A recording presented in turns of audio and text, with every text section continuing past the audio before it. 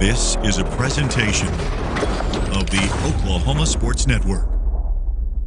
Any other use of this telecast or any pictures, descriptions, or accounts of the game without the Oklahoma Sports Network's consent is prohibited. It may not be reproduced or retransmitted in any form, and the accounts and descriptions of this game may not be used without express written consent.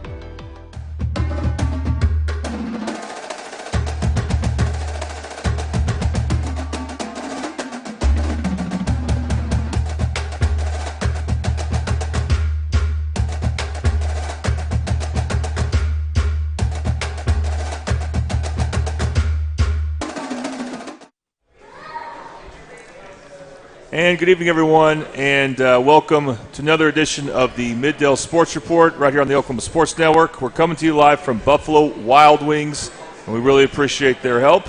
It's football season at your neighborhood Buffalo Wild Wings, and with 64 TVs, beer, burgers, and, of course, wings, Buffalo Wild Wings is the best choice to watch the game. So bring the gang and join us this season at one of our 9 metro locations. Buffalo Wild Wings, your home for any game. That includes the Thunder, who played last night and going to play tomorrow, so we look forward to that. Also, we want to thank Keyline Productions for being another sponsor of the Middale Sports Report. Led by Rakita Kearney, some of the services they provide are custom merchandise, custom logos, flyers, and websites. Their website is www.keylineproductions.com. All right, let's talk some Dell City football first. We look at the bracket. And as you can see, Dell City with a 48-8 victory over Pryor. They will play Guthrie this Friday at Dell City. Guthrie beat MacArthur 49-21. And one more look at the next part of the bracket. So the winner of that game will take on the winner of Elgin and Claremore, and that will be the following week, which could be on a Saturday, but we'll see what they say when it comes out. All right, so we're happy to be joined by Dell City defensive coordinator Charvis Kelly. All right, Coach, I want to ask you an offensive question first, because maybe you've heard this, I don't know. But I'm watching LaDainian Fields, and I wonder, okay, he's done this for so many games. He's had great performances. Does he have any Dell City records going on right now? Have you heard? Last I believe, I think he's holding our touchdown record, and I believe he's on our yards for the season record as well. Okay, that does not surprise me. He must be good for your defense to practice against. Yeah, it definitely is. Definitely, yeah. Especially when one offense is out there. He gives our backup DBs, they get solid work trying to keep up with him. Of course, we can't forget he's on defense as well. And speaking of Fields, what's interesting is Coach Jones alluded to, and I did see him make some plays, is that Rodney Fields is now playing a lot. He's one of your starting linebackers, yes. Right? What went into the decision to move your star running back to linebacker? It was actually a decision that we made back in June and July to hold him out as long as possible to avoid any potential early injuries. We're knowing that we wanted to try to get him with 20-plus carries a game early in the season. So we got a great group of other backers that allowed that to happen. So we let him ride that pond till it's time to lay all our chips in the deck, and now at this point where he's ready to step in and make plays. All right, so let's talk about your victory, your first-round victory against Pryor. You had a shutout go until the fourth quarter, so you can't ask for much more from that standpoint. But it definitely looked like, there were times that Coach Jones was very passionate about how the defense was playing. And I know that you guys are going to be a perfectionist about how your defense is playing. So what are some things that you liked, and maybe a couple things you may not have liked for the performance in the first 3 quarters or so? Coach Jones' passion is we can be up 100-0. He's going to give you that. Things that we liked is our defense always answered the call of us being physical. We quote that to them every day. They probably hear it 15 to 20 times in the practice setting. So the biggest thing that we always like that they give us every Friday night is bringing that level of physicality. Some things we didn't like is just us having bad eyes at times. With them being high school kids, it happens. That's just one of them things that get Coach Jones fired up on the sideline because we preach it, we practice it, and it happens. So that's one thing and it happens from our D-line all the way back to our secondary. Sometimes bad eyes, and we don't always pay for it because somebody else is making a play, but we know it could potentially hurt us in the long run. And what I noticed when I watched your playback of your team's games is, and I saw this with Pryor, they had some good players on offense, and they did move the ball some. And then you guys, when they got it close to midfield or so, you guys would hold the line. Is that something where maybe you give up a couple of good plays to them? You got to give them credit, but then that kind of gets you guys' attention, and not that you play harder, but you know what to look for now. Yeah, Pryor had a good scheme. They got a great screen concept that's tough because they do screens on both sides of the offense in one play. So it just we kind of eliminate things. Once we get them behind the sticks and we get them where we want them, now we can be a little bit more aggressive, and we put them in a position where they have to throw the ball. And that's kind of our strength of our defense is saying we're going to make you have to put the ball in the air. And then with our secondary being as good as they are, it helps out so our pass rush can get there. And how would you and I've asked you to do this before, how would you grade your D-line, your linebackers, and your secondary? If I'm grading off the last game, like I said, I'm probably not as hard as Jones, but definitely harder than the kids would like me to be. I would grade our D-line as a D. They played effectively, but like I said, just still had plays where we didn't use our hands. We didn't get off like we were supposed to. We stayed on the block too long. Linebacker-wise, I would definitely give them a D-, specifically because that's my position. So now they know the standard. So the bad eyes, the false steps, the lack of triggering, not blitzing with a purpose, those things are something that the expectation is set high on. So that's a D-. Secondary-wise, I would give them a C. Just because when we don't give up no touchdowns and no deep balls, it's hard not to, but we still got room for perfection there, and that C comes from, again, bad eyes, getting kind of lackadaisical in coverage. But as an overall whole, if I had to rate the whole defense, we're coming out with only giving up 8 points, I would have to give the whole defense a B. Yeah. And you probably already mentioned this, but back to Rodney for a second. What does he do well as a linebacker that makes you guys want to plug him in there? He plays linebacker like he does running back. Yeah. He's violent. He's 9 times out of 10, he's the fastest kid on the field, and the way he runs the ball is the way he plays linebacker. He moves with a purpose, and he's on contact. He's violent. All right, who do you got with us here? We got Chauncey Jones and Quaylen Goodman. All right, and Chauncey, welcome back. Oh, that's Chauncey. Sorry, Quaylen, welcome back. And Chauncey, remind us what position you play? DN and D tackle.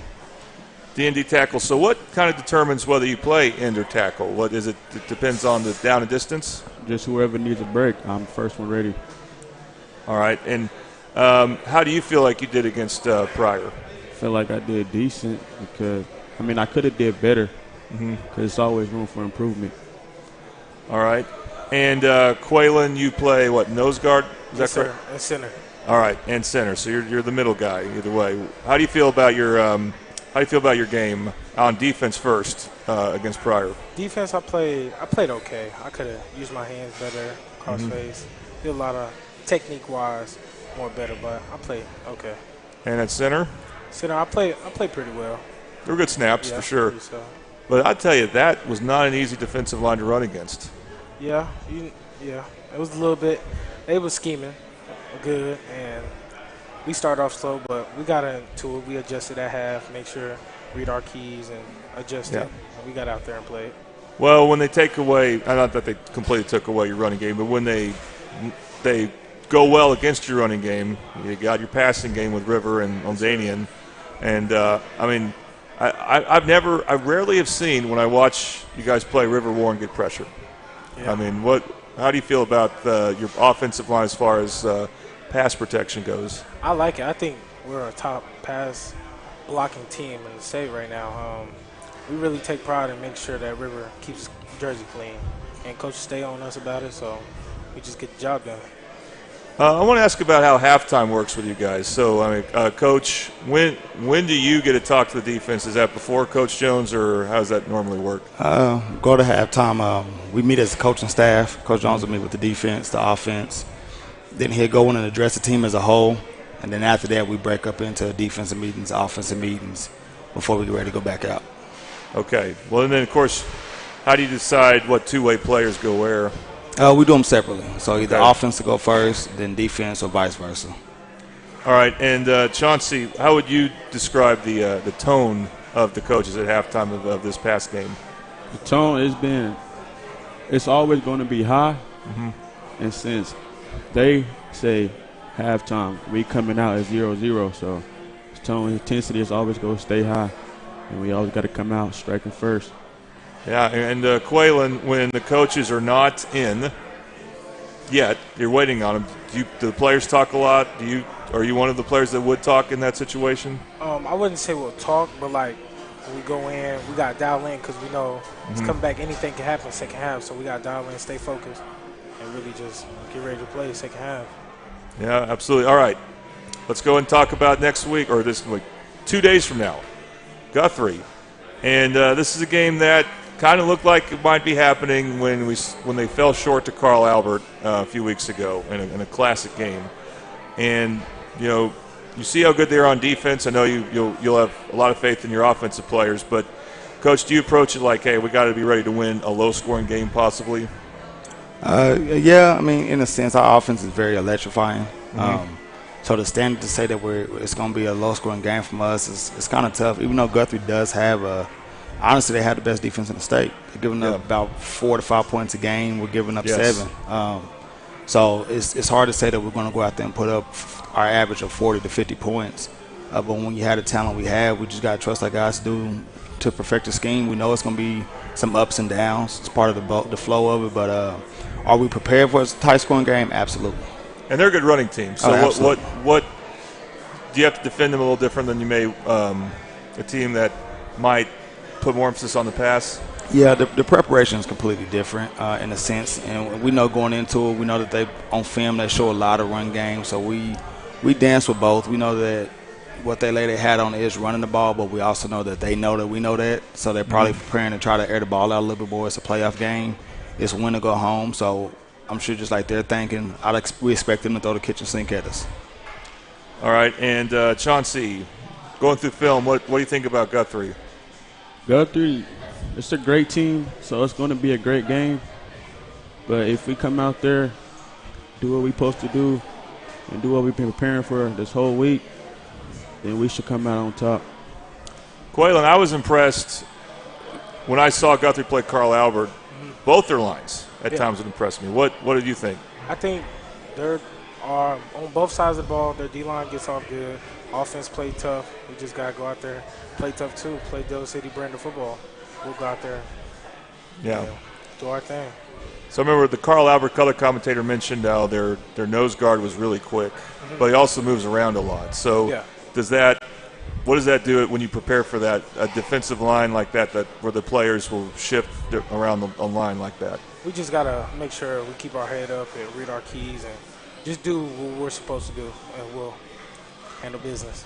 All right. Well, I can't wait to see the matchup. I think, it's the Elite Eight, but it's also probably 2 of the 3 or 4 best teams in 5A. It just so happens that that's how the draw works. So can't wait anyway. So be sure you tune in this Friday night. It's Guthrie at Dell City. So, of course, if you're a Dell City fan, go to the game if you can. But be sure either way to check on the scores from your phone, or if you have a chance to watch the game the many ways you can, through YouTube, through our app, through the internet, Amazon Fire, Roku, and Apple TV, all those ways. The coverage starts at 6:30, kickoff at 7. Dell City and Guthrie, whoever wins that game will have won a battle and be in good shape, hopefully, to make a state run, especially if it's the Eagles. Hopefully they can win and not have any injuries. All right, coming up next, we're going to talk Dell City girls basketball. And you're watching the Middale Sports Report on the Oklahoma Sports Network.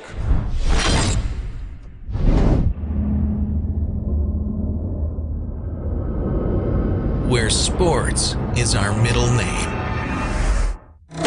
We are the Oklahoma Sports Network.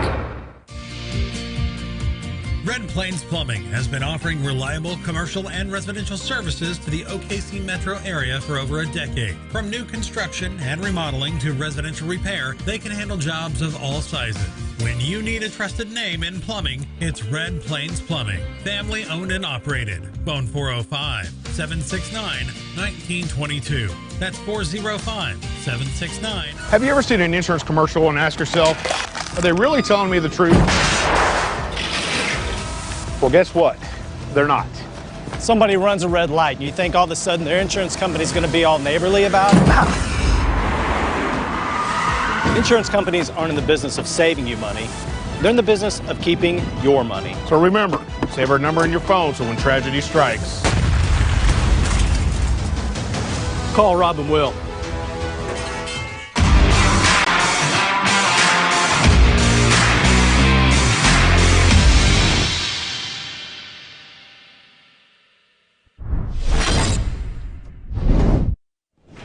All right, welcome back to the Middale Sports Report on the Oklahoma Sports Network.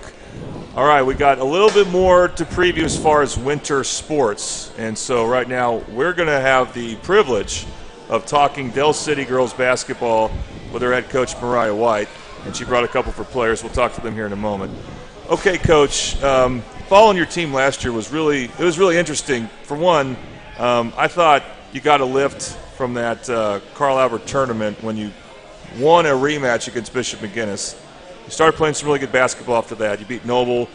You beat Carl Albert, which is very impressive as they were the number 1 overall seed in the West. And then you had a great performance against Duncan in the first round, winning by like 20-some points. That's an 8-9 matchup. That was supposed to be a close game, and it wasn't.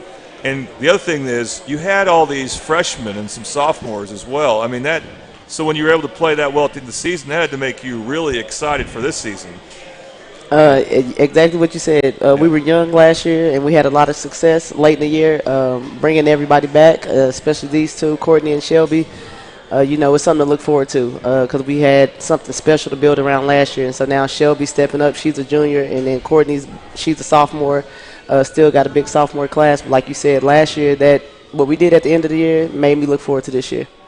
Okay, so when you have that success, what's a priority for you when you have summer practices and then on into October? Getting better every day. That's what we tell our girls. Let's get better every day. We can't take steps backwards. When you have early success, you don't want to rely on that too much. You want to find ways to be better. Just because, like you said, we want to be our best when Shelby's a junior and senior. We don't want to wait, but we want to keep growing and keep building. And what are some things that you feel like on the court you can get better at, like some specific things offensively or defensively? Really, just getting to the next play. I think we play really hard. We got a group that plays extremely hard. They play well together. A lot of them get down on themselves because they are so young. But whenever we get to that point where we get to the next play, I think that's where we're going to see a turning point. Okay. And I'll never forget that performance in the Duncan game from one Sasha Hunt. And what could you say about? She had over 30 points in that game, and she was the smallest player on the floor. What can you say about her and how her game has developed heading into this season?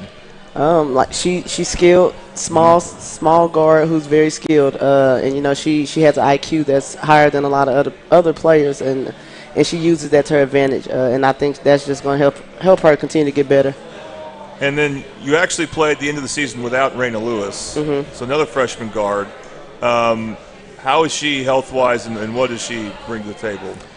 She brings another ball handler, something we need. That way we can have multiple guards bringing the ball up. We don't have to rely on one. So she just brings another ball handler to the floor, somebody else who knows how to play the game, somebody who can hit open shots. She does a lot for us, and whenever she's here, she's making plays. She likes to make plays for other people. All right, and let's go ahead and talk about the two players you have with us here, because those would be the next show to ask about. That being Courtney McCarroll and Shelby Thornton. Hello, ladies. Thanks for coming on here. Hi. All right, so Courtney, I'll start with you. It doesn't take long for people to watch you play and go, oh, she's left-handed, because you're very left-hand dominant. But you're very good at that. Are you more comfortable with your right hand this year? Are you working on that?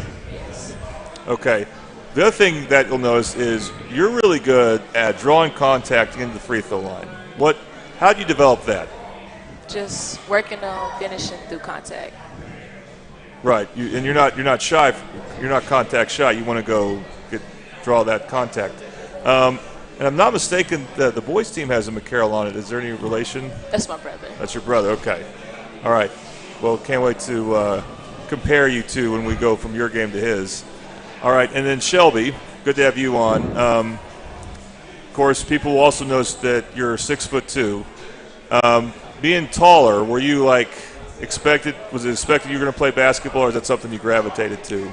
It's just something I really got into. My mom got me into it. She played in college and everything. So I really just, gravitated over to it because, my height, and not only because, my mom introduced me to it early.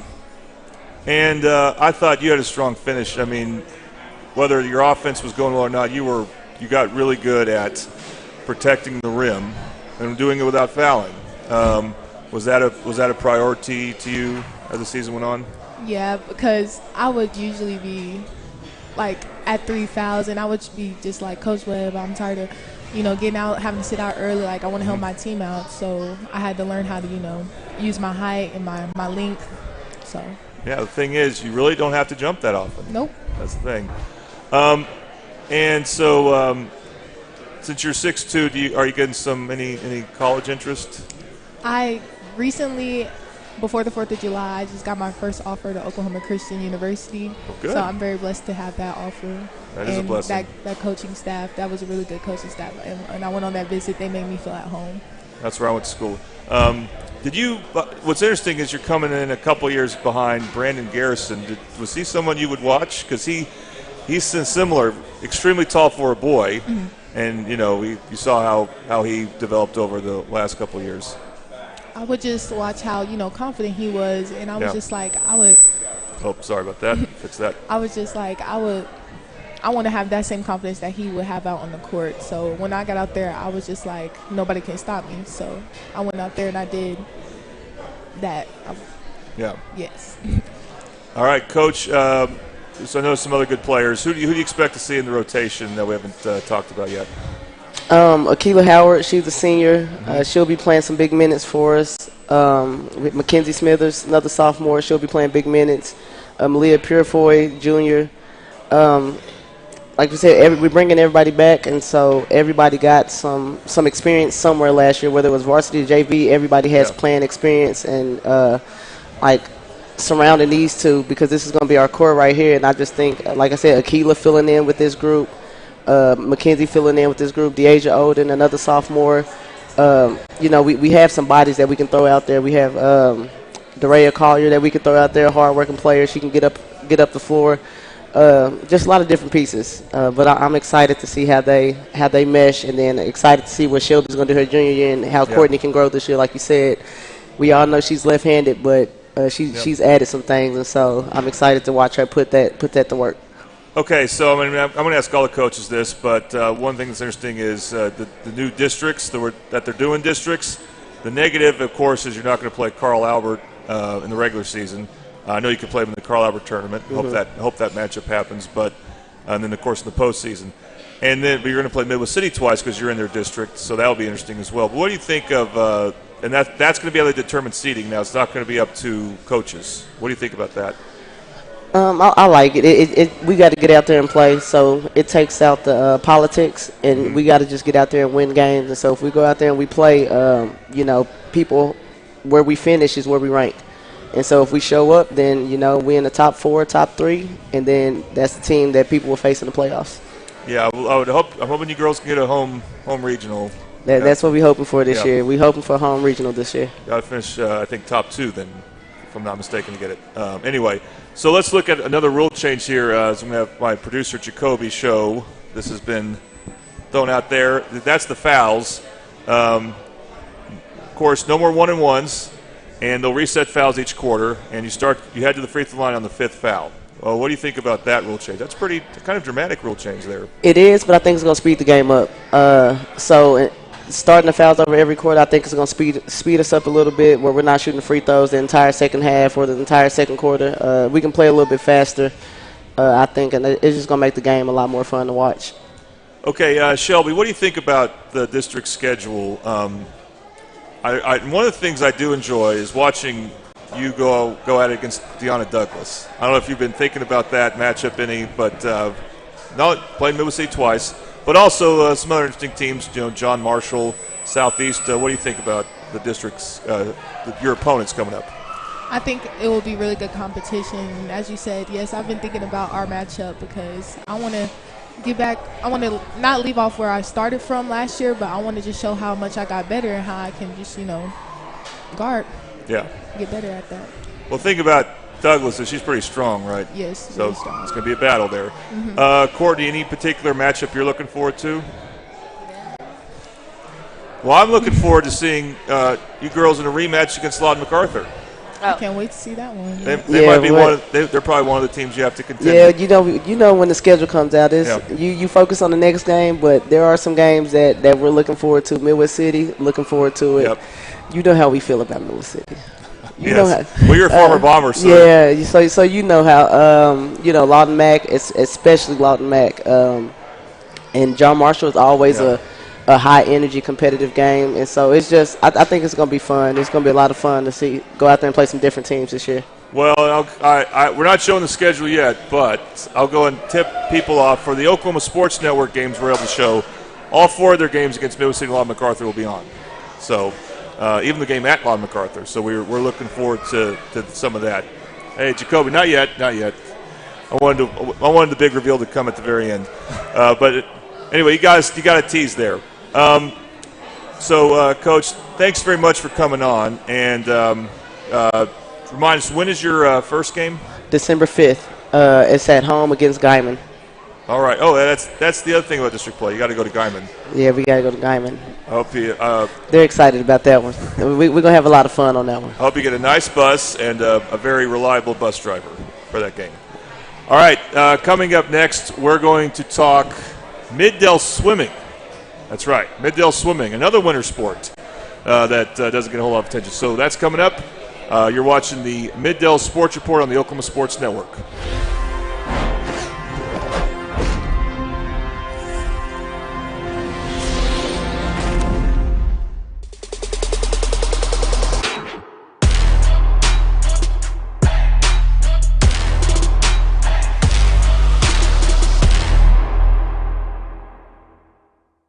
When it comes to your home, you need someone that you can trust to keep it safe and protected for you and your family. Vesta Foundation Solutions is your local, family-owned company that has helped many homeowners fix and protect their homes. Our engineered solutions can take care of all of your foundation repair, basement waterproofing, concrete leveling, and dirt crawl space repair needs. We take pride in getting the job done right, and you'll always be protected with up to a 75-year warranty. Contact us today for a free estimate.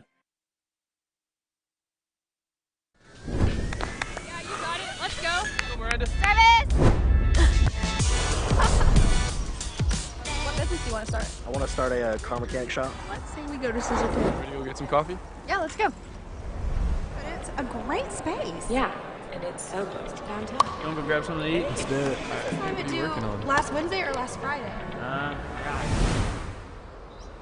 You got it. I think she was from One, Rose State. 2, 3. Woohoo! Congratulations, Rose State college graduates.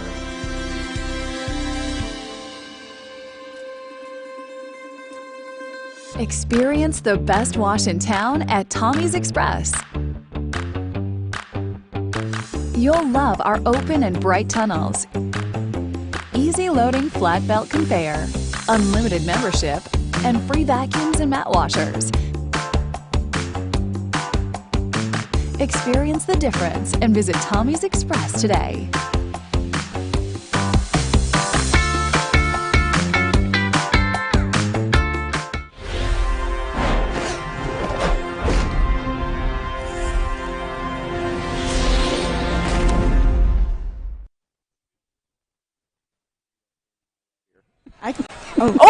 All right. Well, we're back on the for the Middale Sports Report. We once again want to thank Buffalo Wild Wings for hosting. It's football season in your neighborhood, Buffalo Wild Wings, and they have 64 plus TVs, beer, burgers, and of course wings. And they are the best choice to go watch the game, whether it's a football game or maybe some basketball. That's starting now too. The Thunder are doing well, so you want to come watch them play. Bring the gang, whatever you're going to do, to any of the 9 metro locations, but definitely the one here in Dell City if you're anywhere nearby. Buffalo Wild Wings, your home for game day. We also want to thank Rakita Kearney again and her company, Keyline Productions, creating your custom needs. Some of the services they provide are custom merchandise, custom logos, flyers, and website design. Their website is www.keylineproductions.com. Okay, so Midwest City football fell short last week to Bishop McGuinness, so their season's over, unfortunately, and disappointing as that is. We'll will fill in their normal slot by talking Middale swimming. We're going to get them on eventually here, but we get to talk Middale swimming right now. And joining me is the head coach there, Josh Norman. And if the name sounds familiar, Josh, of course, you're Kirk Norman's son, and he's the voice of Carl Albert football on the Oklahoma Sports Network. And he was the head coach, if I'm not mistaken, of Middale swimming for a while. He was the head coach for 11 years. And when did you become the head coach? This is my second year. Second year. And so, but he still is an assistant coach, correct? He is. We brought him back on as an assistant. We had a couple assistants retire. One of our assistants went and got a job at the state capitol, and we're very happy that she's making the big bucks now. But he came back because we were kind of in need, and he stepped back in and made his schedule work. And I have the most overqualified assistant of anybody in the state, and so I'm very happy about that. So not many people have an assistant who's got 3 championships. I know he can drive for you too. He does. He does. That's like the first thing you need usually. Oh yeah. He can put a school bus through a Chick-fil-A drive-through. So that's a skill. I used to drive the bus. Trust me, that is a skill. And it's still, as of right now, Middale swimming, or do they ever change it depending on the event? All the teams practice together. They share a coaching staff, and but they compete as separate teams at events. So when they go to invitationals or when they go to dual meets, they compete. All their points come out as separate schools. Okay. And by the way, you mentioned your dad coached 11 years. Did he coach you? Did you swim? He did. He coached my senior year. He was an assistant, and he was very hands-off with me. He did well to just be my dad instead of my coach, and I thank him for that. Okay, but you're a former swimmer then. Yes. And most of your swimmers now are from Carl Albert, is that correct? We have 54 on Carl Albert's squad. This year actually is our first year to have a relay from Dell City. It's the first relay Dell City's had in over 25 years, so we're very excited about that. And how many any from Midwest City? We have 2 at Midwest City. City. Okay. We're working on a relay there as well. Okay, good. And at some point, I know your dad was excited about the bond issue passing, and you'll get to go to a new YMCA eventually to practice. Yes. And that will allow you to break Middale up into 3 schools. Yes. Yes. Do different practice times and stuff like that. Right. Our goal is to have allotted lane space for all 3 high schools.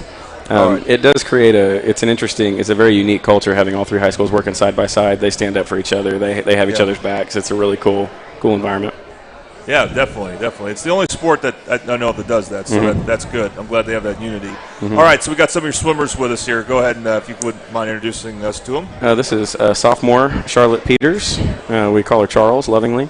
And senior Helen Hammond. Helen is a backstroker, 2IMer, 200 freestyler. Charles does backstroke, IM, fly. Right now we have her doing breaststroke, and we're gonna try some sprint tomorrow at Booker T. These are 2 of our captains. They're 2 vocal leaders, and we have Helen is as I mentioned, a senior, and we're gonna try and send her out the right way. We have everything we need this year to finish it the way we want, and then we're gonna go build it on Charlotte for 2 years after that. So. All right, very good. Okay, Helen, we'll talk to you first. You're a senior, is that right? Yes. Okay. Have you been swimming pretty much your whole life, or at least as long as you can remember? I mean, I think I've been swimming for about 6 to 7 years. I started when I was little, so. Yeah. And what's the appeal of competitive swimming or racing in the pool, basically? What makes it so appealing to you? I would just say, like, the adrenaline of getting to race against my friends and my family all the time. And like when you win, it's like a completely different feeling. So. All right, your coach mentioned several events. I couldn't keep track of them all. What's your favorite? 100 backstroke. Okay, so there's 4 different swimming styles, if I'm not mistaken. All I know from the swimming is watching the Olympics.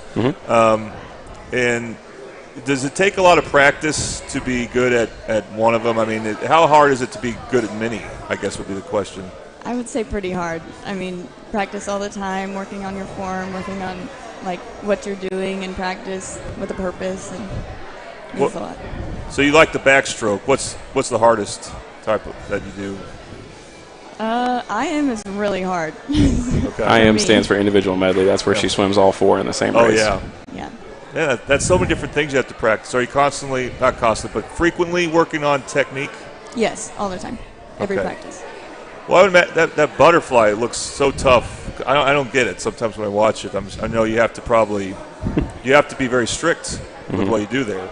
So that was an interesting one to watch. All right, and we got Charlotte, or what do you want to go by, Charlotte? We don't have to call you Charles, although we could call you Chuck if you wanted. Well, okay, funny story. My dad's name is actually Charles, so okay. I don't really care. But is that where the name Charlotte came from? I guess so. Okay. I mean, we can, yeah. A lot of common letters. Yeah. All right, you're a sophomore. Yes, sir. So you're recently in middle school. Does middle school have swim teams, or do you have to do it differently? No, unfortunately our middle school doesn't have a swim team. I would love for it to, but no, I started a long time ago, about 8 years old, and I did club for a while, and as soon as I got into high school, I switched over full-time high school, and I love it. Okay, and so you maintain your swimming skills up through middle school for doing swimming for a club? Yes. Team. Okay. And what's your favorite event? Definitely the 2IM. All right, I've been struggling with it a little bit lately, but it has a special place in my heart, and I love it so much, really. So you enjoy having to do all the different swims? Yeah, I mean, it's very technical because you have to keep up with all 4 of them all at the same time, and you have to know all of them pretty well. But it's so fun because you get to change it up, and it's different every single time. Which one of the 4 is the hardest? For me, definitely backstroke. But, I mean, strength-wise, butterfly, 100%. Backstroke seems like the one where you don't have to worry about breathing underwater. Yeah. Yeah, not as much. So, speaking of that, Charlotte, how long can you hold your breath underwater? Oh, all right. Probably a good, I don't know, like maybe. You never tried? I just assume swimmers try when they have nothing and they're just swimming around. I don't know. It scares me a little bit to push the limits, but at practice we preach that we don't hold our breath. We breathe very slow. Yeah. That's all we do. I would say probably a good 15 seconds. Okay. Helen, have you ever tested that? No. No. You don't want to know. Yeah. Some of the things they won't mention themselves are I mean, once the season starts, all the seedings are done. We don't talk about preseason anymore, but preseason, these are 2 top 5 swimmers in the state as far as backstroke and IM is concerned, and freestyle. So they'll be humble and they won't tell you about that, and they've been trained not to talk about that. But I'll say it. They're very strong, and they're a huge part of why the culture is so gritty. I mean, we're running 60 kids through 4 lanes right now at the Midwest City Y. Yeah. And so these are the picture of doing more with less and using what they have and being resilient. And they've learned the value of resiliency and the ineffectiveness of excuses, and they don't cite excuses ever. So. Very good. Well, ladies, it was a pleasure to talk to you. All right, so we're going to go ahead and they're going to trade their headsets to a couple of boys. So thank you very much. All right, boys, go ahead and let's a couple of you come on. While we're making that exchange, Coach, we got some pictures you showed us here. So if you could talk to us about it, we're going to see it on the screen here. So whatever one you got there. Okay, that's the team photo for this year? That's team photo for Carl Albert. So that's their 54 individuals. Okay, next one there. Okay, now who are these 5? These are our 1 girl from Dell City and our 4. This is the first relay in 25 years that we're super excited about. So Dell City actually has a relay presence this year, which is very important for going to state. We're hoping that they can go to state. And the gentleman second from the left is going to join us at the table in a minute. His name's TJ. He has 3 more years with the program, including this year, and he is by my plan going to be the first Dell City Eagle to be on the podium in a very, very, very long time. So we're excited to revamp that program because back in the early 2000s, Dell City was the big team, and everybody else was trying to catch them. So we're excited to get them back to where they used to be. They do have that outdoors pool you see when you drive through I-40. And that's where we practice in the summer. Yep. Yeah, it looks like a fun place. All right, let's look at the next one here. Next up, that is our schedule. The only point to note about that is tomorrow we're going to go to Booker T and Owasso, and that's going to be the middle of what we call the Middle 6, which is where we go and we race all the big dogs from 6A. So we went up to Edmond North the other night, and they are the reigning and defending 6A champs. And swim deals in hundreds of points. The final scores are 500 to 400 something, and we pulled within 30 points of them. So our men did an extremely good job at the Edmond Public Schools meet. That was the first meet of the Middle Six. We went to Bartlesville. We had some really good races. So that middle portion of our schedule is all 6A, and we've done that on purpose so that we can kind of elevate ourselves to that competition before coming back through the 5A stretch.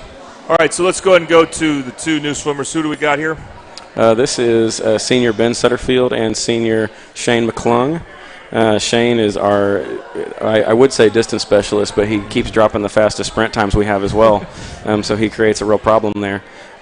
He is one of our guys, as well as TJ, that went to Texas over the summer, and they competed in the open water mile, and they swept the podium in the DFW open water mile.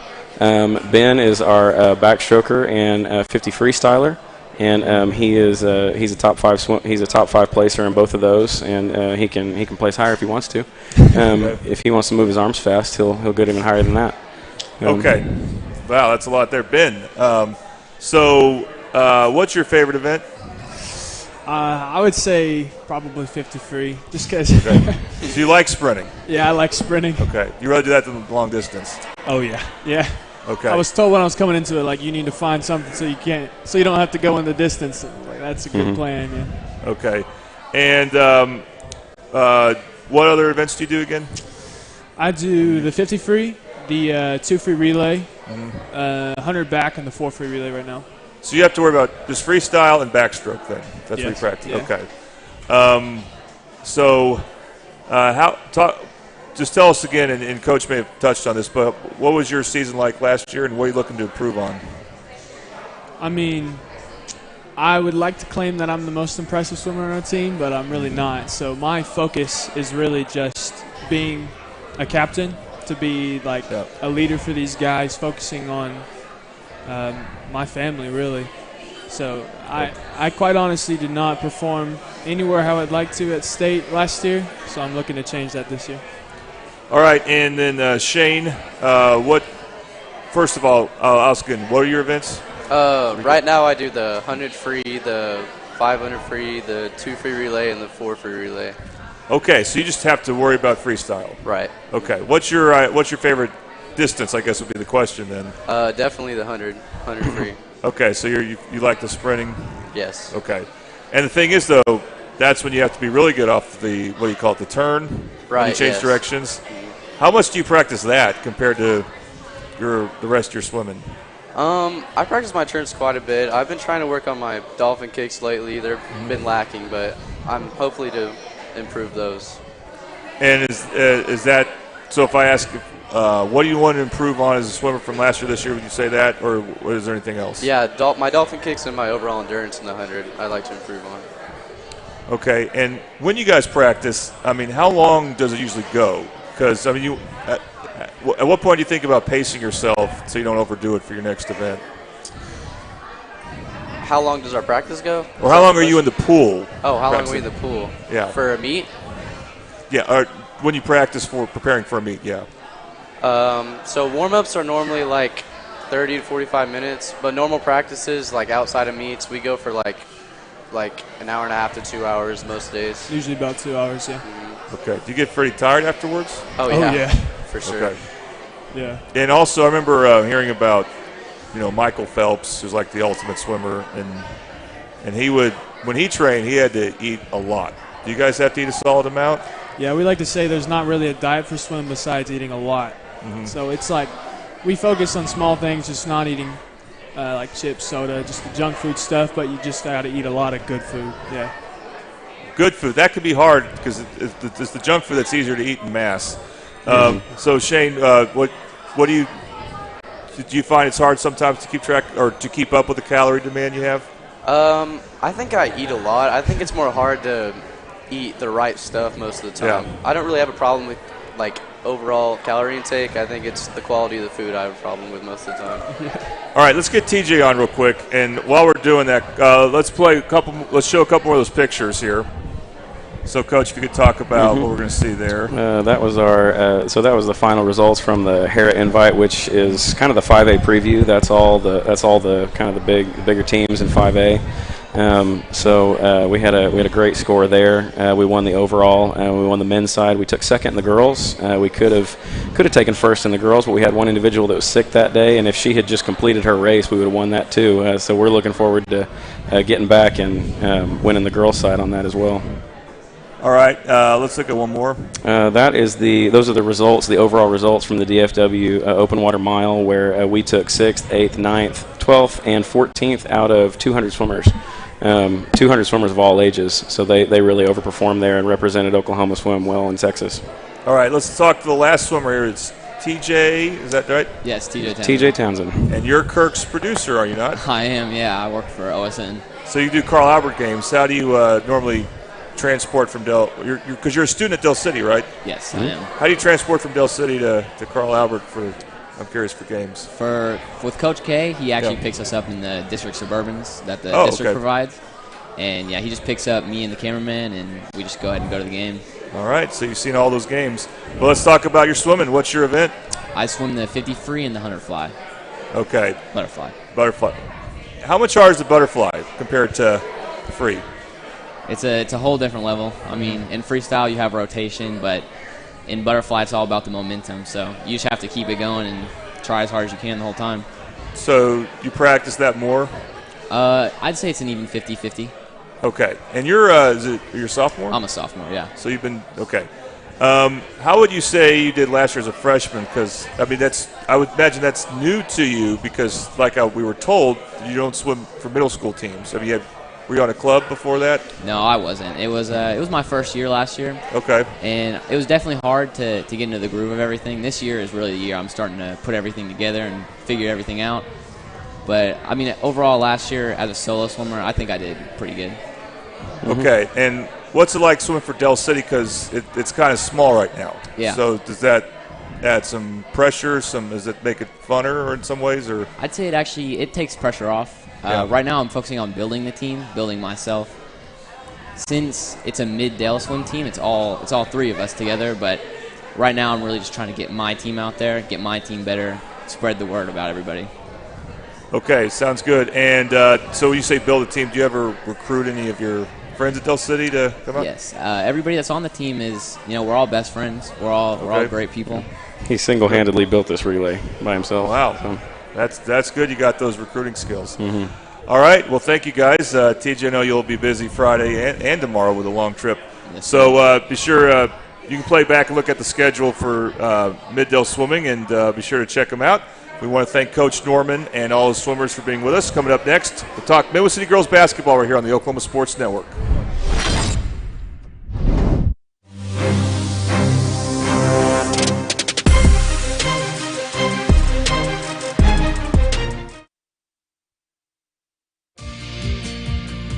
Red Plains Plumbing has been offering reliable commercial and residential services to the OKC metro area for over a decade. From new construction and remodeling to residential repair, they can handle jobs of all sizes.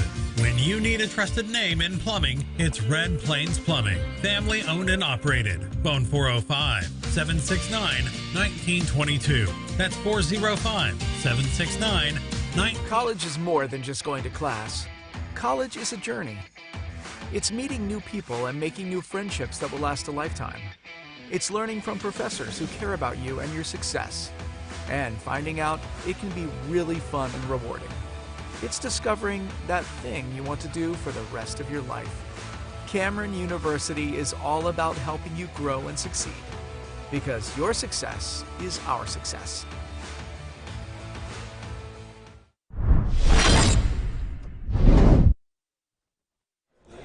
All right, welcome back to the Middale Sports Report on the Oklahoma Sports Network. Time to talk Middle City Girls Basketball. And joining me right now is their coach, Megan Knight. Although I guess when I told one of your managers, I referred to you as Coach Knight, she laughed at me. Yes, they also call me Malloy. Yes. So that's what you were when you first started, and yes. You just kept it. Anyway, I saw on Facebook it's Knight, so that's what matters, right? Yes.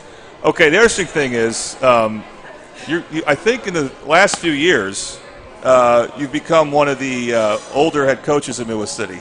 Oh, yeah. Because there's a kind of a youth movement with, RJ and Tori and stuff like that. So But, I mean, you have been here for a few years now.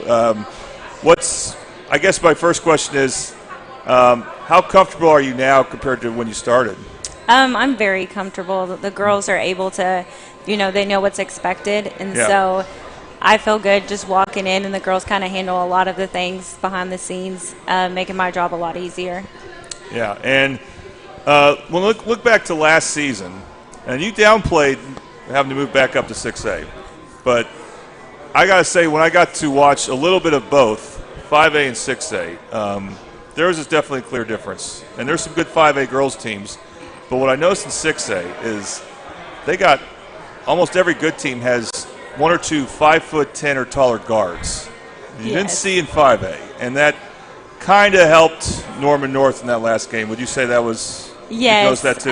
There is a big difference getting to state for sure with 6A and 5A, because every day in 6A, you're competing against 2 to 3 studs, and so there is a big difference. Yeah, I mean, Edmond North, obviously, PC West at Memorial, Norman North all seem to have taller guards, and that could be challenging.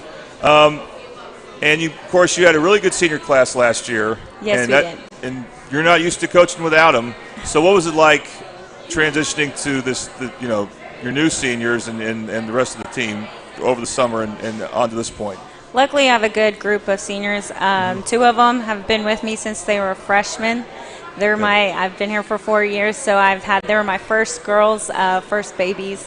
And so they're doing a great job being leaders. We have 2 that are injured right now that are sitting right next to me that will be back, especially second semester when it really matters. And so, but they're doing a great job of just that leadership right now. And the 2 that are able to play, they're doing a great job of doing that on the court as well. So you mentioned 2 seniors out. How do you feel about your depth overall? And are you coaching this team any different than as far as how you play than you were in previous years? Defensively, we're a little different. The past couple years, we've been 90 feet. We still can do that. We just don't do it as much as what we have. We definitely have a lot of basketball IQ where we can switch some things up this year, which is really exciting, so we can throw some different things at people right now that they're not really used to with us. Yeah. Our defense, though, half court has been one of the best we've had since I've been here, so that's really exciting to see. All right, you brought 4 players with us. They're all seniors, correct? Yes. Okay, let's meet 2 of them. So who do we got here? We got Sierra Martin right next to me and Celia Landon over there. Okay, so Sierra, you mentioned you're injured at the moment? Yeah, I am. And how long do you expect to be out? More likely 2 to 3 weeks. Okay, so it'll be close to when the season begins. Then. Yeah. Okay, I really hope to see you at the Dell City game. For sure. I'm sure you want to. You came from Enid, correct? Yeah. Last year. So last year was your first year of the program. What was that like going from Enid to Midwest City? Sure it was a really big change. Mm-hmm. Like, it was really different. And, I really enjoyed watching you play because you were so comfortable out in the wing, even though, you're like, about 6 feet tall? Yeah. What have you tried to work on to be better this year than what you were last year? Really my ball handling and shooting, like being confident with my shot. Yeah, I will say this.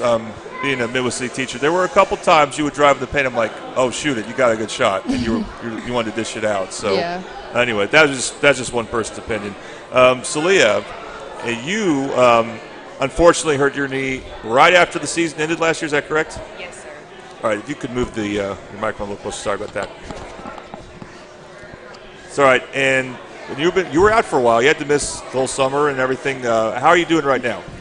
I'm doing really good, actually. Hopefully I get released next Monday. So, yeah, I'm just working on, my ball handling and my shooting, really, and defense and stuff like that. But your knee feels good? Yes. Okay. And, of course, your brother is Santana Landon, and he got injured. Yeah. So that had to be a little tough on your family to both of you had to deal with your own injuries. But how's he doing? He's good. He just wants to go back to football, so. Yeah. Well, I wish you could play this week. But anyway, back to you. So, yeah, you can't really work on a whole lot during the summer when you're hurt, obviously. So what do you do to try to maintain as best you can your skills? Well, I just asked Coach Malloy if I can just get in the gym, and at first in the summer I was just able to run, so I would just run whenever they had practice, or sometimes I would just ask her to let me in the gym so I can run. But now I'm just I've been able to practice with them, so I've been shooting and running and stuff, and hopefully next week I get cleared to actually do everything. Now, like Coach Knight, I really liked the seniors last year. They, I enjoyed talking with them at the end of the season. A lot of guards there that were really good. I thought you were the most productive guard by the season's end, and maybe before then. But what was going well for you last season? And I feel like one of the things that you're good at is you're very fearless at attacking the basket. But what do you attribute your success to? So last year I was really comfortable. I got really comfortable at the end of the year, and it just made me feel like I can go and be comfortable, if that makes sense. Coach Malloy told me you have the ability to do it, and so I just did it. And so this year it's just going to be even better.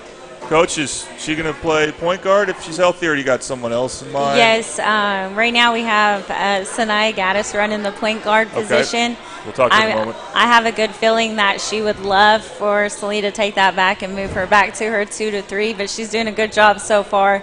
So we'll see when that happens, what fits best for our team at that time with the team chemistry and everything. Okay, let's go ahead and bring in a couple new players. If you ladies won't mind trading off your headsets. And we're going to get 2 new players on. And while we do that, let's take a quick look at first the rule changes, Coach, in basketball when it comes to fouls.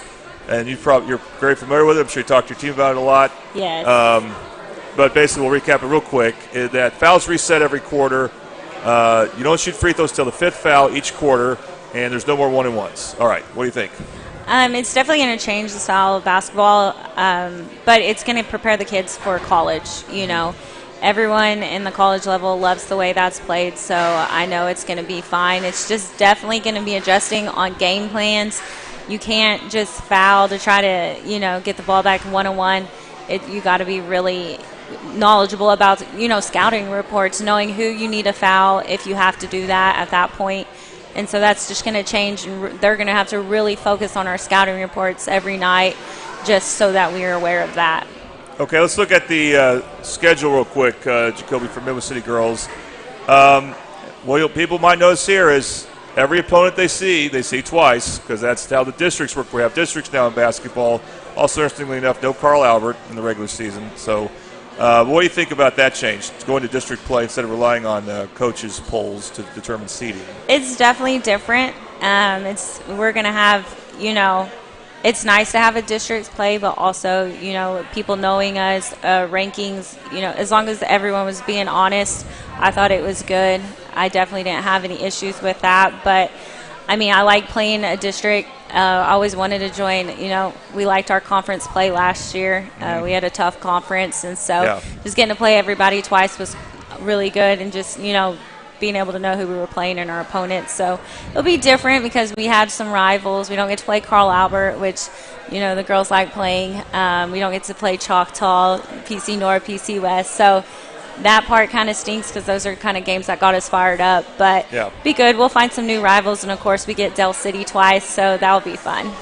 And as I mentioned, I can't wait to see you play Lawton MacArthur. Yes, they're always tough. We'll have both those games on the network. Absolutely. So you're looking at 2 – by the way, you can complain about having to go to Guyman. It's okay. Yes, we're not looking forward to that drive. All right, so you saw 2 of the seniors on that graphic already, and now you can see the other 2. So we are joined by Deanna Douglas and what's – Sanaya Gaddis. Sanaya. Okay, Sanaya. All right. Sanaya, we'll start with you. Now, were you hurt last year? Is that correct? I came back in January. Okay, and if I'm not mistaken, you got hurt the year before in the area championship game against El Reno? Yeah. Okay.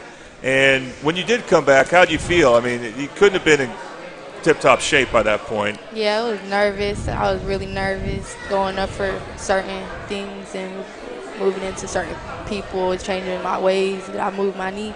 I had to just adjust to it. How do you feel about how do you feel now? I'm confident in my knee. It's better. It's at its best, almost at its best how it was, but it's not gonna get to how it was.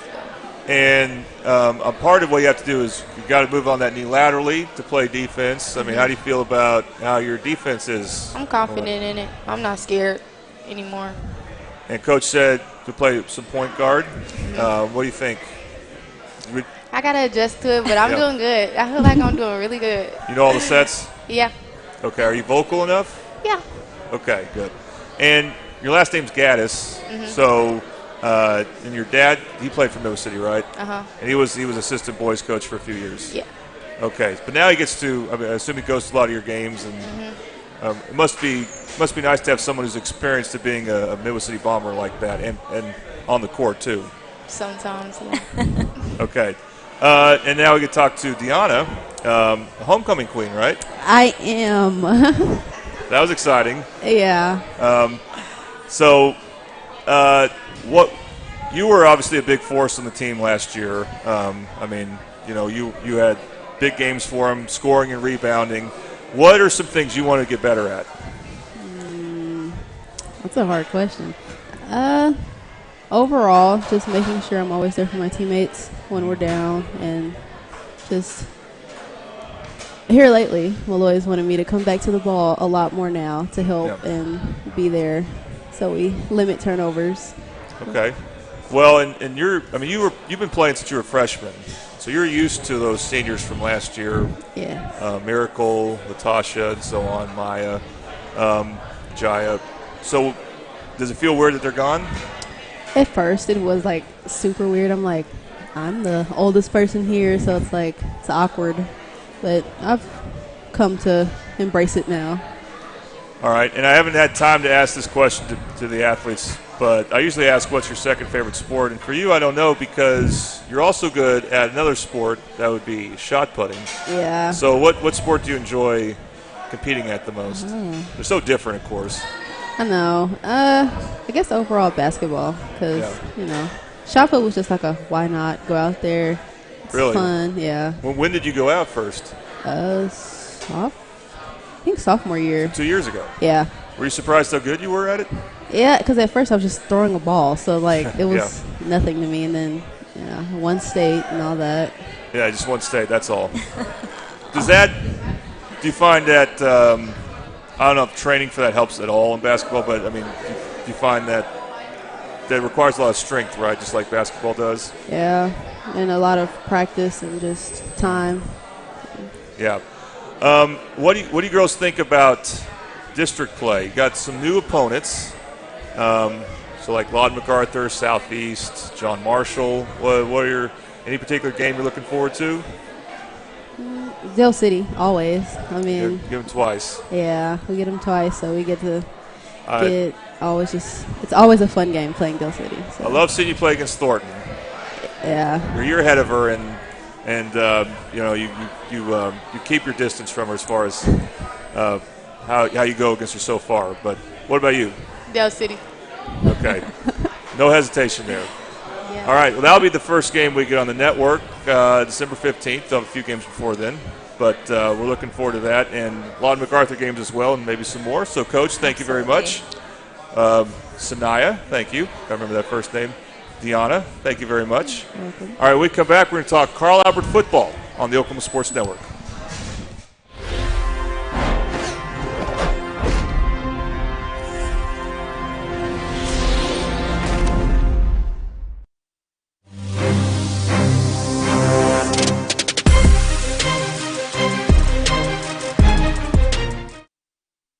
Have you ever seen an insurance commercial and ask yourself, are they really telling me the truth? Well, guess what? They're not. Somebody runs a red light and you think all of a sudden their insurance company's going to be all neighborly about it? Insurance companies aren't in the business of saving you money. They're in the business of keeping your money. So remember, save our number in your phone so when tragedy strikes, call Rob and Will.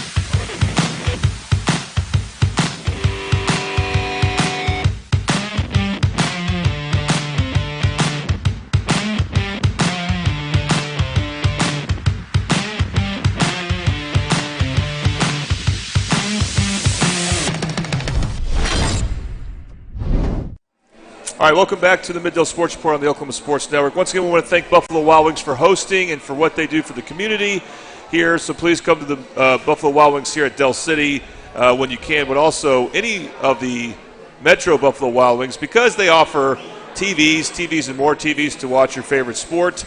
A lot of football, some basketball now that started up. So they have over 64 TVs. They offer beer, burgers. I love their burgers, and wings, of course. Can't go wrong with any of those choices. And you can't go wrong going to Buffalo Wild Wings to watch the big game on. So bring the gang this season to Buffalo Wild Wings, your home for any game. Roar. And we want to thank Keyline Productions, creating your custom needs, led by Rakita Kearney. Some of the services they provide include custom merchandise, custom logos, flyers, and website design. Their website is www.keylineproductions.com. All right, we get to talk Carl Albert football. Let's go and look at the bracket first for Carl Albert, if we can. So we see that they beat El Reno 49-21, and they'll play Collinsville. Interesting opponent. We'll get into why. But Collinsville went on the road and beat Coweta 23-20. And then we look at what would happen next week if Carl Albert wins, and they'll play a Bishop team, either Bishop McGinnis or Bishop Kelly. And that game could be on Friday or Saturday, but some point after Thanksgiving. And now I get to be joined again by Coach Mike Dunn. All right, Coach, so in this El Reno game, El Reno did, on their first possession, go and score. Were they very similar to Piedmont as far as the challenge of defending the run, and what do you think was key to getting better against that type of attack? Yeah. I mean, similar in that it's definitely a run-heavy offense, but definitely a different scheme, presents different challenges. And they've got a guy that I would say is a top 5 running back in the state of Oklahoma. Number 3, Malachi, that kid. He's as advertised, and he was Friday night. He's a phenomenal football player.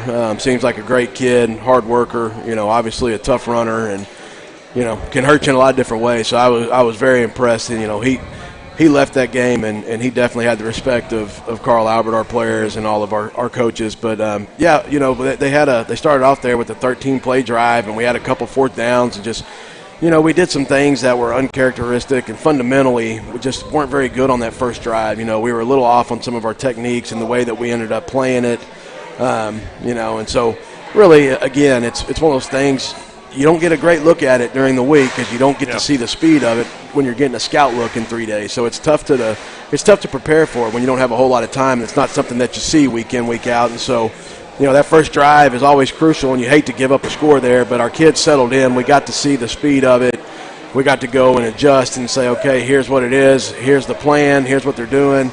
Now let's settle in and go play physical football and go play better, And so we went out, and rest of the game there, our one defense, really did a lot of good stuff. We had a couple of takeaways.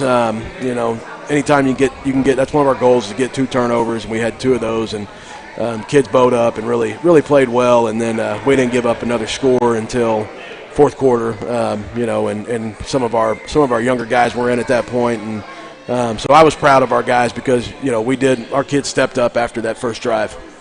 All right, well, you mentioned turnover. We're going to talk about the turning point. What a sequence this was. So just when I think Marcus James couldn't make a bigger play for you. So here we are. I think it was it 14-7? I believe. 14-7. So very competitive game. And El Reno has the ball in the 1, and they're about to score. And I don't remember who their runner was. I think it was their quarterback. It's quarterback. And you already had about 2 guys tackling him, so Marcus goes in and just takes the ball away. Yeah, big time play, heads up play there by Marcus. One thing that we tell our kids all the time is make them snap it again. Make that effort play, get them down. I don't care if a kid's ran 99 yards, you keep going until if you can tackle them on the 1 and make them snap it again. There's always a chance that you can get a takeaway or you can do something to get a negative play, get them behind the sticks a little bit, and so. That was just an example of a kid, A, very smart play, but B, just an effort play. Marcus, he saw that ball and the ball was out. I can't remember if the kid, I didn't see it close enough on film if he was reaching with it or what, but it looked like to me he got stacked up. Marcus ran in and just took it, grabbed it, and rolled, kind of spun out of there. And then, that was a big time play. I mean, definitely a game changing type play, because from then on, obviously we rolled, and that we ended up being up 28-7 at half. They score there, it's 14-14. Who knows? It might be 21-14, 28-14. Who knows? I think our offense played really, really well. I don't think that was going to be an issue, but big time play. End up being up 28-7 after that, and did some good stuff in the second half. All right, but I call it a sequence, and here's why. So the very next play, they were keying in on you. You wanted to run the ball with Kevin, and he had to really work hard not to get tackled for a safety. I thought they were, and maybe it's because they were keying in on him so much that it led to the next play, which was, I think, about a 36-yard pass down the sideline to Trey. And that might have been, to me, the best throw I've seen Kevin make. Not that he hasn't made any other good ones. I mean, that when you have that sequence there, the turnover, and then at least they can pin you deep, and then you get out of that. I would think that have to have really discouraged Loreno. Right. Yeah. That's if we're on the other end of that, that's kind of a backbreaker. I mean, the whole sequence of things is kind of a backbreaker. You turn it over on the one, and then 2 plays later, you give up a big play there, and you're right, Kevin threw unbelievable ball, and there was only one guy that could have caught that ball, and that was Trey. Unbelievable catch. Unbelievable catch. And it looked like, did he get one in? When we go back and watch it on film, he actually got 2 feet in. It was an NFL catch too.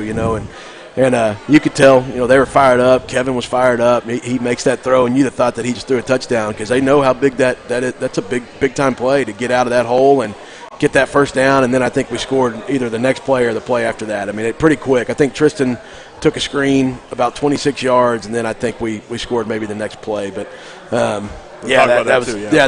was huge. I mean, that was big time play, big time throw by Kevin, big time catch by Trey. Offensive line kept him clean. I mean, that's about as good as it gets in that situation for sure. So, unbelievable catch, like you said, by Trey. He had another touchdown catch earlier. That was off a fade pattern or whatever, and unbelievable catch there. And yet still, Tristan may have been a little better. I don't know. Not that you want to say one was better than the other, but Tristan's been doing this for a while, and I've asked Dell City about Ladanian Fields. I ask you, does Tristan have any receiving records for the season, or do you? I don't know. I would have to go look at that. I'm not sure.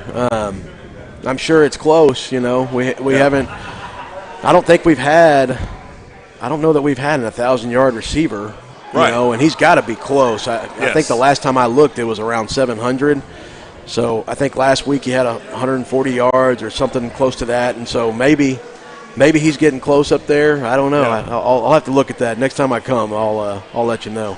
Well, I mean, both of those guys were unbelievable. Yeah. And the thing about it is, the touchdown that put you up by 2 scores, the Xavier Robinson run, and I don't always look for this as just a casual fan, but Tristan's block. Oh, huge. Yeah, big time block. And our wide receiver coaches, it's a point of emphasis. Our guys know if you're going to be out there receiver, you're going to have to block. You have that's a lot of times that's number one for those guys. And our wide receiver coaches, they do a phenomenal job of teaching it in practice. I mean, you can preach it all you want, and you can try to talk about it, but unless you practice it, you're not giving those guys the tools. And so Coach Starr and Coach Ryan Whiteley, both of those guys, I mean, it's daily that they're preaching it. They're working drills. Our offensive line, they go block the 5-man sled, pretty much daily. Our wide receivers go at least once a week, sometimes twice a week, and go block the sled. And so, they emphasize it, and our kids go out and they execute it, which is always good. Anytime you have those guys, wide receivers, that do that, and it's a physical group, it's what you want to see as a coach. And then Xavier Robinson had a big run there. He had a big run to start the second half. Yep. And I mentioned that because, and you've told me he's very patient about this. He's not bothered with the fact that you throw the ball more this season than last season. But it still had to be nice to be able to see him do that again, have some of those big runs. Yeah, oh yeah, absolutely. Anytime he can get loose like that, and he only carried the ball 8 times the other night. He had 8 carries for 144 yards and 3 touchdowns. So not bad. Had a great night. We only ran 26 plays of offense the entire evening. So we had 26 plays. Kevin was 10 of 11 passing for 242 and 3 touchdowns, and just a very efficient night. We punted once in the second half. and then we put some of our backups in after that. But yeah, just a very efficient night. Love watching Xavier go out there and do his thing. You know, obviously in the playoffs, you better be able to run the football, and our guys are well equipped. You know, we've been balanced. We've had a really balanced year, and that's what you want. You know, and so I think it makes you more dangerous. You know, it's just I watch you guys throw the ball. Kevin Sperry's doing his thing, and then something happens. You give it to X, and I'm like, oh, yeah, I forgot about him. Yeah. There goes the big guy again. Yeah. Oh, yeah, he's still there. Yeah, it's funny because quietly, I think he's close to 1,400 yards, 1,500 yards, something. I think he's got almost 30 touchdowns at this point, off of last year where he had more touchdowns rushing at this point, but he's still going to be way up there, and he's done some remarkable things, It definitely starts around that guy, and a lot of people key in on him, and Kevin does a great job of taking what the defense gives us, so it's pretty fun to watch. All right, we don't have it on the screen, but you mentioned you got your big board ready, so we already talked about the skill players, position players. But what are some other players that should be recognized? Right. Well, we had our players of the week this week, and offensively, we went with two of the guys we just talked about. We went with Kevin, again, 10 of 11, 242 with 3 touchdowns. Xavier, he went 8 carries, 144 yards, and 3 touchdowns. Defensively, Trey Washington, we went with Trey. Trey had 12 tackles on the night. Trey's a guy pretty that good for a cornerback. Yeah, does everything, And what was remarkable is he played a little bit at both corner and safety the other night. And so he's a guy that's interchangeable, and he learns 2 positions. He practices 2 positions. So he's practicing all the time, and he's a big-time special teams guy too. So had 12 tackles. Special teams, Cooper Brackett. We had 3 guys. Cooper Brackett, another guy just like that, do anything the team asks him to do, plays on both sides of the ball, does all special teams. He had 4 tackles on special teams. LeBron Royal is a sophomore we're really excited about. Had 2 tackles and an onside recovery early on in the game, which was a big play for us. Tristan Haynes, obviously, kickoff return for a touchdown, another one. Had a 51-yard average on kick returns, and then he had 1 punt return for 48 yards where he gets down there to about the 9-yard line. So big game for him. Our offensive lineman of the week was Easton Perkins. Easton graded out at a 92% with 1 pancake. Our big hit was Trinae. Trinae had a big 4th down hit on number 3 where he form tackled him, and it was, I think, 4th and 3, 4th and 4, and he hit it for about a 2-yard gain. And so big turnover on downs right there on his big hit. And then our scout team guys, which we always say is maybe the most important thing on here. And we had 3 guys. Cruz Young, one of our young offensive linemen that we're excited about, gave us a big-time look all week. Delijah Matthews, our freshman running back, gave us a good look at what that stuff that those guys would do. And then Amari Rustler, a sophomore running back, was number 3 for us. So obviously we had to key on him all week long, and Amari did a good job of getting us ready. So big-time week for all those guys. Okay, and so for this Friday, I don't know if you bring up to your team a game from 2 years ago, but it's still interesting. It's like a good trivia question. So Carl Alberts won 6 out of the last 7 state titles. The one time they didn't win, it was Collinsville, and it was 2 years ago. And they beat Carl Alberts in the semifinals. So that's the only team that's been able to beat Carl Alberts in the playoffs since 2015. All right, obviously they're a very different team than 2 years ago. You're a different team, obviously, of course. But they did go on the road and win against Coweta. Yep. So obviously they have a lot going for them. What do you like about this Collinsville team? Man, they're hard-nosed. I mean, that's what you can expect from a Collinsville team. Every year is they're going to be hard-nosed. They're going to be tough. They're going to be a physical football team, and they're going to be very, very well coached. Kevin Jones and his staff. A lot of respect for those guys. They do a great job, and they're always in it. They're always in these situations. They've played in big-time games. They've played, even before that game 2 years ago, Carl Albert had played them 2 years previous in big-time games, semifinal games, and it's always a big game. When we're playing them, it's always a big game, and so no different. I mean, they're really good at what they do. They're really sound. They've got some big-time football players over there, and like I said, they're tough, and so you put all that together, it's a good matchup. We knew the Coweta-Collinsville game, we knew that was going to be a dogfight, and that's exactly what it was. Collinsville won it on a last-second field goal, and they had to come back in the end to make it happen. And they've got the guts, and they've got the toughness to be able to come back in a game like that and go get it done. And so it's going to be a challenge on Friday night, just like you'd expect from those guys. Yeah, absolutely. And, we're looking forward to a very familiar matchup when it comes to postseasons for Carl Albert because they play a lot in baseball in the state tournament. They play in basketball in the state tournament. Wrestling, same thing. Yeah. Collinsville does a good job in all their athletics. It's a really good program just all around. Yeah, so we'll see the latest edition of Carl Albert versus Collinsville in the postseason this Friday. Be sure to watch it on the Oklahoma Sports Network. Coverage starts at 6:30. Game kicks off at 7. All right, Coach, thank you very much once again. And coming up, we'll talk Carl Albert girls basketball. You're watching the Middale Sports Report on the Oklahoma Sports Network.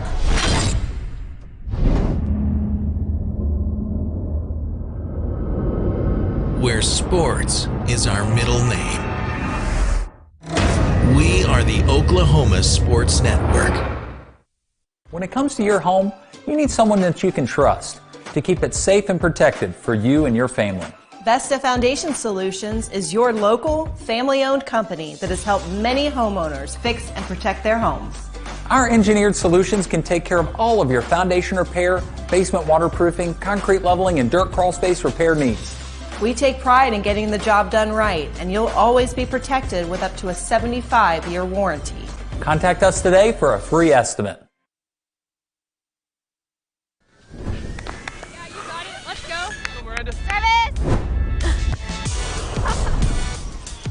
What business do you want to start? I want to start a car mechanic shop. Let's say we go to Scissor King. Ready to go get some coffee? Yeah, let's go. But it's a great space. Yeah, and it's so close to downtown. You want to go grab something to eat? Let's do it. What time it due? Last Wednesday or last Friday? You got it. I think she was from One, the state. 2, 3. Woohoo! Congratulations, Rose State college graduates.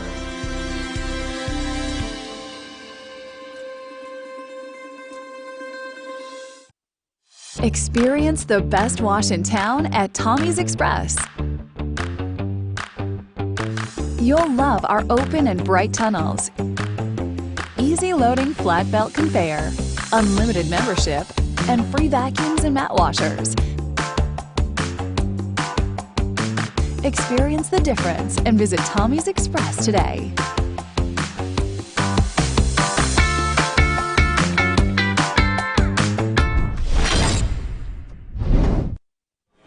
All right, welcome back to the Middale Sports Report on the Oklahoma Sports Network. And now we get to talk Carl Albert girls basketball with their head coach, Kyle Ritchie. Brought some players as well we'll talk to here in a moment.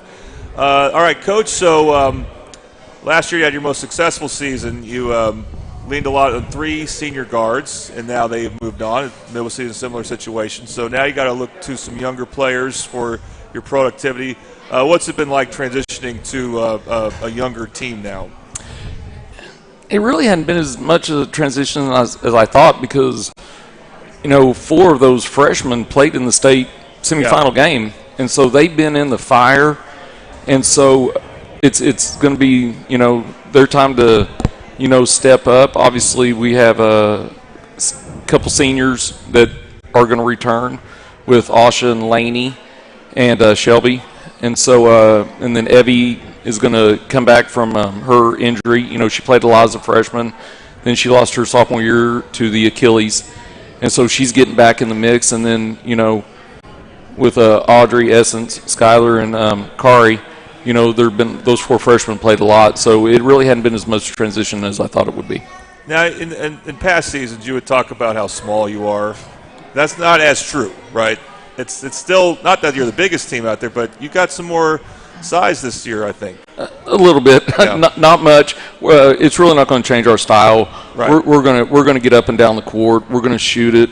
Obviously, with the new rule change, on the 5th foul, you're going to go to the line and shoot 2. There is no more 1-on-1s. So we really put an emphasis on the girls getting downhill, trying to get the other team in foul trouble, and I think we shoot the free throws pretty well. So we're going to try to attack and get to the line. So anything to look forward to that might be a little different as far as a new wrinkle or something like that? Honestly, no. Yeah. We're going, like I said, we're going to try to wear people out. We just can't walk the ball up the court. Like I said, maybe we have a little more size, but honestly, not that much, not compared to the opponents we're going to play this year. In fact, we were talking earlier, our schedule is brutal, and and that's the only word I can use. There is no just show up and you're going to win the basketball game. We better show up every night, or we won't come out on top. Yeah, we'll look at that schedule here in a second here, but so we look at your returning players. Of course, I'm glad you have Asha back. She made me kind of doubt a little like she might come back, but she did. So because obviously softball's her main sport, but I mean she's been playing a lot for you the last 2 or 3 seasons. And now she's a senior, but a senior with a lot of experience playing. Did you ever talk to her about being more vocal, or does that even need it? I don't have to talk about Asha being vocal. Right. She's going to come in. She knows what to expect. She played as a freshman, so she's going to be a 4-year player. She knows what we do, and I think we're meshing. You did say losing the 3 seniors. Obviously, everybody's role changes a little bit when you lose, because those girls played in 104 games. They never did not play a game for me. And so everybody's role is going to change a little bit. And so I think we're going to be fine there, though. All right, and of course, those 3 seniors we're talking about, Ari Diaz, Cam Sutton, Kennedy Kofer. And now we get to meet some new players and talk to them. So we have with us now, let's go ahead and show Skylar Anderson, I believe, and in Essence Curry? Okay. So glad to have both of you on. So he's going young. Most coaches bring their seniors. Coach Ritchie's bringing some sophomores here. We'll see one more here in a moment. But Skylar, great to have you on here. And I remember last year I wondered, okay, who's this Skylar Anderson? She's a freshman and she's starting. Well, what? Yeah. And what was that like, being a starter right away on the varsity level as a freshman? Well, it was just I have to maximize my talents and use my abilities and make sure I bring it every game to match how everybody else plays, and just make sure I'm doing my role and helping us do whatever to win. And it was easy coming into it because of the experience playing AAU and always playing up and everything. I've played these people and I know how I play and I can meet the standards, and that's about it. And one of the things I was impressed with was how effective you were as a rebounder early on as a freshman. You didn't back down to anybody. How did you develop that strength? I feel like it's just your hustle there. But how would you describe it? Yeah, just my hustle, doing the little things to impact the game, extra rebounds, extra possessions. The extra possession could give you an opportunity to win the game. You never know. So just doing everything I can to impact the game. And this year, what's anything different about you? What do you hope to get better at? Just being consistent every game and doing what I do every game and playing the same way, the same intensity, and just being a good cheerleader for my teammates and being a leader and making my shots and just being consistent. All right, Essence. I'm glad to have you on as well. Of course, anyone with the last name Curry, I wonder if they like to shoot threes. But and you did some, but you offered a lot more than that. And what I liked about watching you come off the bench is you wanted to mix it up right away with the other team's point guard when you're on defense. Was how did you develop that mentality there? I really don't know. I think it's just confidence within myself. I know I'm a good defender myself. So if anyone on that floor, that we need to guard to win the game or to help my teammates win the game, then I'll do that. I have no problem with guarding anyone because I just know within myself that I'm a good defender and I can help my team win the games with my defense and getting turnovers and just kicking the ball up to my teammates. And how do you feel as a shooter? Because you look for that too. Have you got? How do you feel like you are now compared to last year? I think this year I'm way better at shooting. I've been really consistent and working outside with my shooting and stuff. Been to the gym a lot more since it's my sophomore season, and I just want to be better. And I think I developed a lot from last year to this year, so I think I'm ready for the season shooting. All right, you running a lot of point. Yes, me, Skylar, and Audrey will be – no, not Audrey. Me, Skylar, and Kari. Never know. We might have her run a little bit. Okay, Skylar, point guard, huh? Yeah, a little bit. I can handle the ball pretty good. You can, but that's so different than last year, for sure. All right, so let's go ahead and bring in Audrey, if one of you would not mind trading head or allowing Audrey to trade seats with you here. Rock, paper, scissors? Yeah, go and do that on camera. Okay, best 2 out of 3. We don't do best 2 out of 3 in high school. Okay. It's going to take forever. All right. Okay, let's get Audrey. All right, Skylar, thanks for coming on. Bye, Skylar. Thanks for being a contestant here. All right, while we're doing that, Coach, actually, before we bring Audrey in, I want to look at a couple things here. So you mentioned thank you, Jacoby, for reminding me of that. That was taken today, right? It was taken today. Little field trip, little team bonding, went to the OU game. What time was that game? It was at 10:30. I had no idea. I don't know what made them do that, but, hey, that was great. It's probably a great time to actually watch a game. It was great. Like I said, it was, we have a lot of girls that want to move on to the next level, and I thought it was great to take them to something they could watch. In fact, one of the players that we saw play for OU, Landry Allen from Tuttle, we actually played her in the finals of the Tuttle tournament.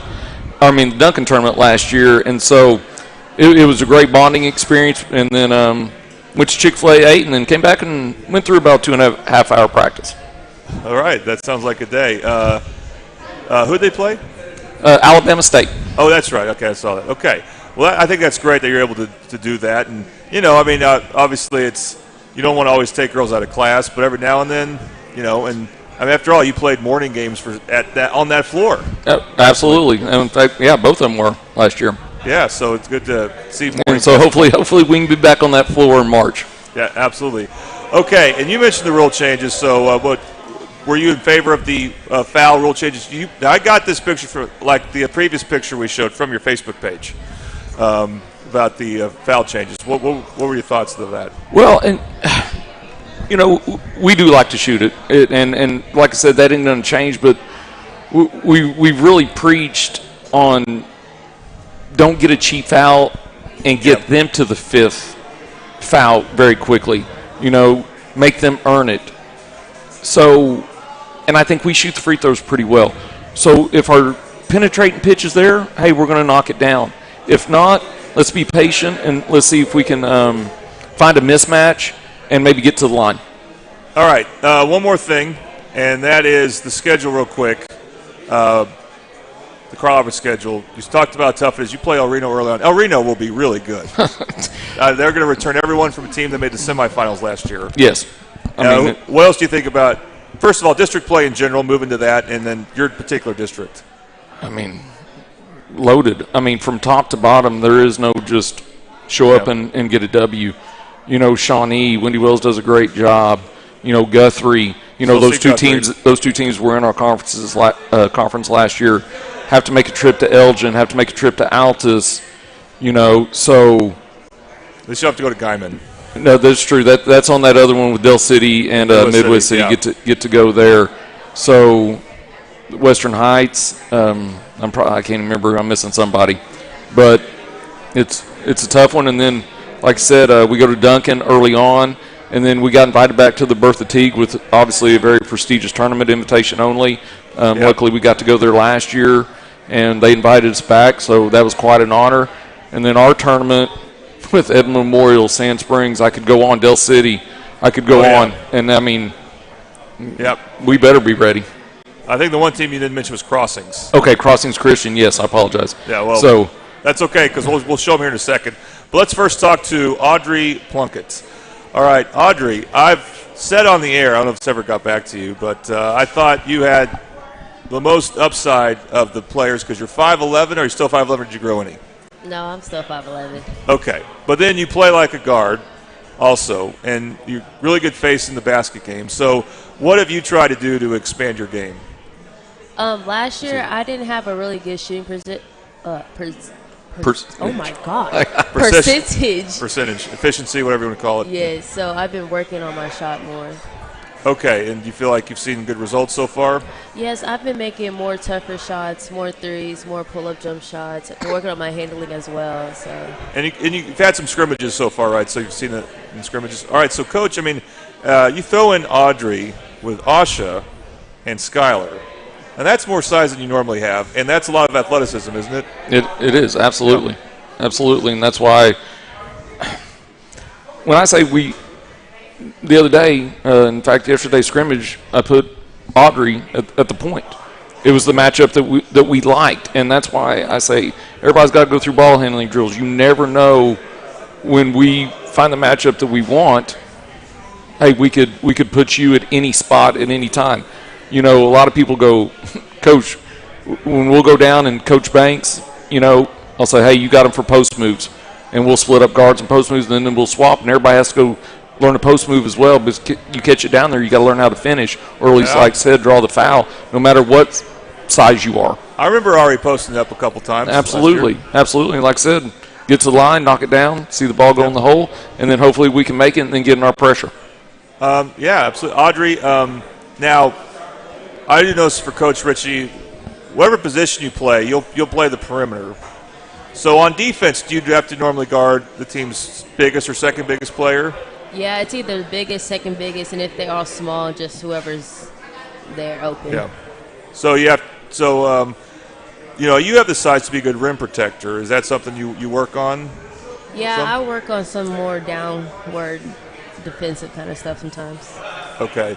And, Coach, you mentioned some of the players that you're bringing back. I forgot the name of the player that was hurt. But Evie. I forgot about her from a couple years ago. Mm-hmm. So is she's looking fine? Yes, and she's starting to trust it.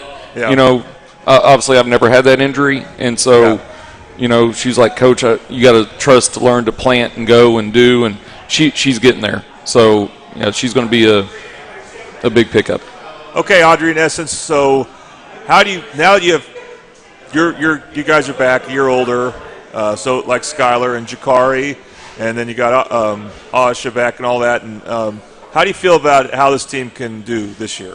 I mean, it would be expected to maybe drop a bit because of the three seniors you're losing, but what do you think? I think we'll be still really good. We just got to trust each other, trust our abilities, and trust that we can all do our jobs accordingly. And I think we might not come on top on all games, but that's okay. As long as we can do what we can do, that's all that matters. All right. I think we're going to do well as long as, like she said, we work together as a team. We keep each other up and not bring each other down. And we all, trust each other. Trust is one of the most important things we can take right now. No, we've mentioned we over me. We over me. And I think that's where we've been really good the last few years, where we've just been balanced scoring. Yes. And you can't just say, well, if we take her out of the game, we're going to win the game. At any moment in time, I think any of the 5 girls that we have on the court can score. Absolutely. And we want to thank all you guys for being on. And I know we went long tonight, but we had a lot of athletes come through here, and we still have some few things to talk about. Real quick, I want to show you the Middale basketball games we plan on having. Of course, this is subject to change, but because of district play, you got teams from Middale going to the Southwest to play teams like Elgin, Lawton MacArthur, Altus. So those are OSN teams as well. So we are going to be able to stream the game for both channels there. So our first game, actually, we expect to be Tuesday, December 12th, Elgin at Carl Albert. And then you see the first of 2 Dell City, Midwest City games, December 15th. Lawton MacArthur, Dell City, January 9th. Midwest City, Lawton MacArthur. So we're going to show a lot of Lawton MacArthur games because, as Coach Ritchie knows, they're a very good program, both girls and boys. Absolutely. Carl Albert at Altus. We'll have that game for you, even though, hey, it's a Tuesday night. It's a long travel for them, but if you can't make the trip, that will be on. The OSN, and of course the Carl Albert tournament, and when they go to Elgin, we'll have that game on, and we end things.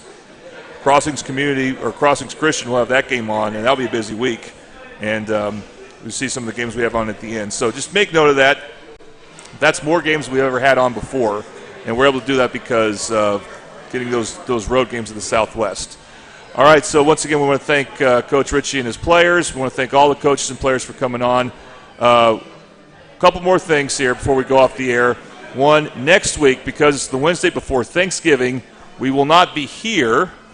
But if Carl Albert and Dell City win their football games this Friday, then we will show you some interviews that I'll have with some players and coaches, either one, and hopefully both.